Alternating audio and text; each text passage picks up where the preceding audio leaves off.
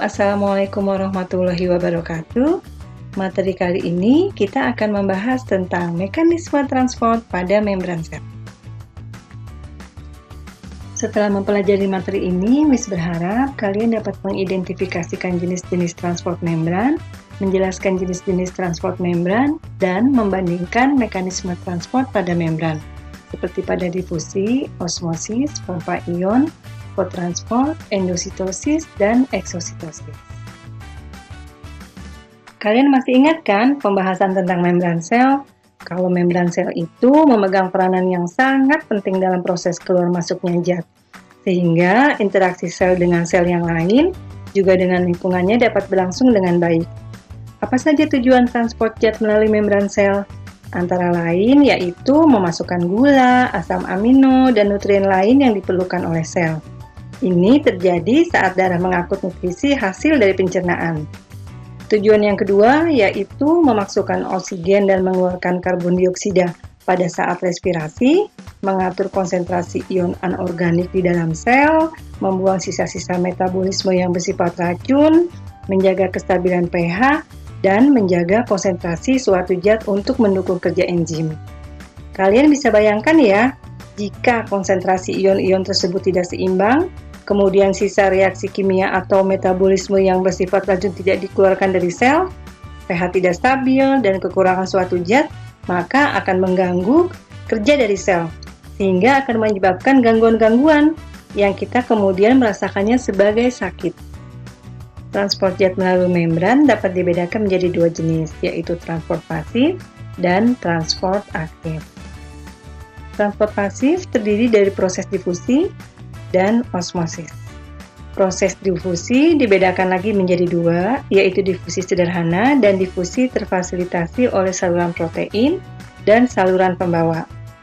Di beberapa literatur, istilah difusi terfasilitasi sering juga dituliskan dengan istilah difusi dipermudah. Jadi jangan bingung ya, itu sama saja maksudnya, difasilitasi atau dipermudah oleh protein. Dan protein yang berperan dalam proses ini adalah protein integral. Transport aktif terdiri dari pompa ion, kotransport, eksositosis, dan endositosis.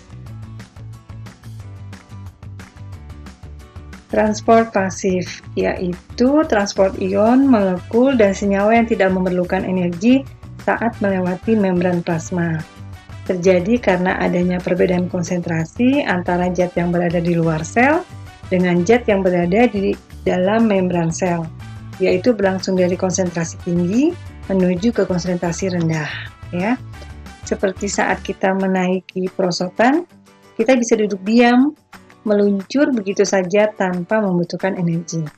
Sementara kalau transport aktif, transport zat yang melalui membran yang melawan gradien konsentrasi karena berlangsung dari konsentrasi rendah menuju ke konsentrasi tinggi sehingga memerlukan energi dalam bentuk ATP, adenosin trifosfat, karena semua itu berlangsung di dalam sel.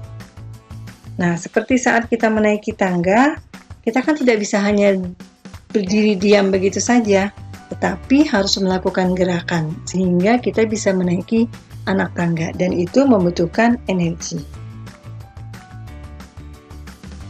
Difusi yaitu proses pergerakan acak partikel-partikel, gas, dan cairan dari konsentrasi tinggi ke konsentrasi yang lebih rendah, hingga mencapai tahap keseimbangan.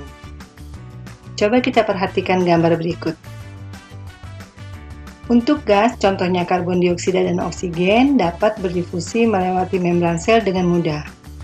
Molekul hidrofobik seperti asam lemak, senyawa organik seperti benzena, dapat berdifusi melewati membran sel dengan mudah.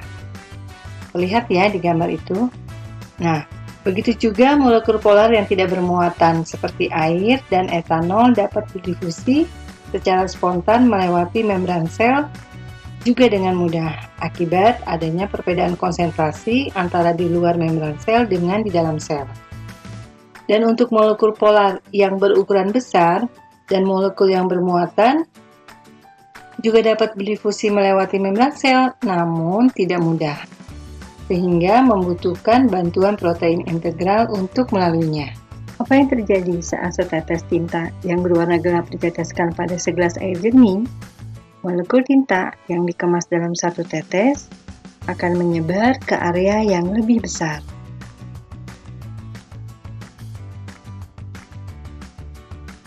Ya, ini adalah proses difusi, dan kita tahu proses penyebaran ini tidak membutuhkan energi. Kita dapat melihat molekul tinta bebas bergerak di ruangan yang tersedia. Saluran protein. Protein yang membentuk adalah protein integral, dan yang melewati saluran protein adalah ion-ion yang bermuatan, seperti kalium, natrium, dan klor. Sebagai contoh, molekul neurotransmitter dapat membuka saluran protein pada membran sel saraf, sehingga ion natrium dapat masuk ke dalam sel. Protein pembawa. Protein pembawa berubah-ubah bentuk, sehingga menggerakkan jantung larut menyeberangi membran saat perubahan bentuk. Protein pembawa mengangkut molekul polar, misalnya asam amino dan glukosa. Sebagai contoh, pada saat asam amino glukosa yang merupakan hasil pencernaan bergerak dari usus kecil ke dalam darah secara difusi, yaitu difusi terfasilitasi oleh protein pembawa. Asam amino dan glukosa membutuhkan protein pembawa untuk bergerak melintasi membran dari konsentrasi tinggi ke konsentrasi rendah, karena asam amino dan glukosa adalah molekul berukuran besar.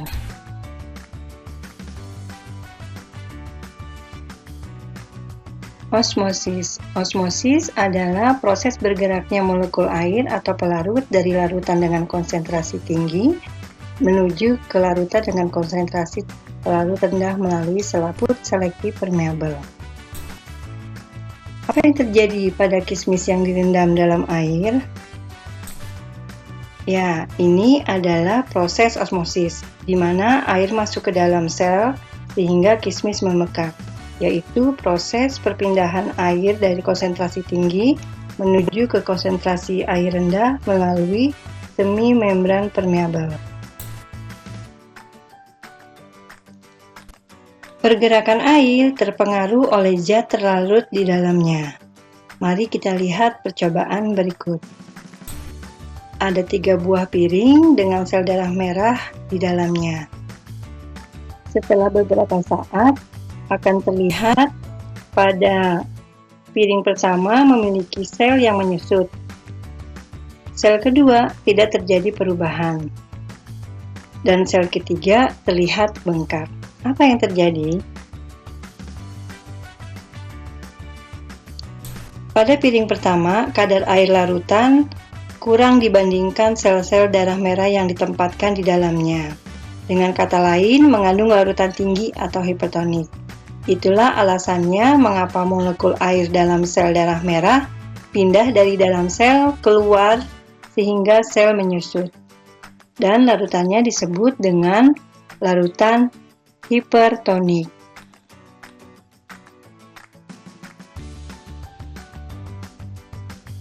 Sekarang kita lihat pada piring kedua. Di sini konsentrasi garam dan air sama di kedua sisi membran sel, sehingga ada keseimbangan dari pergerakan air di kedua arah yang menyebabkan tidak terjadi perubahan pada bentuk sel darah merahnya.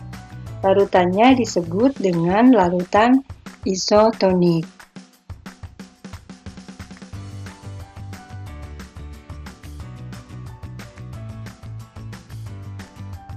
Kemudian kita lihat pada piring ketiga, sel-sel darah merah dikelilingi oleh larutan encer dengan konsentrasi tinggi dan garam yang terlarut rendah.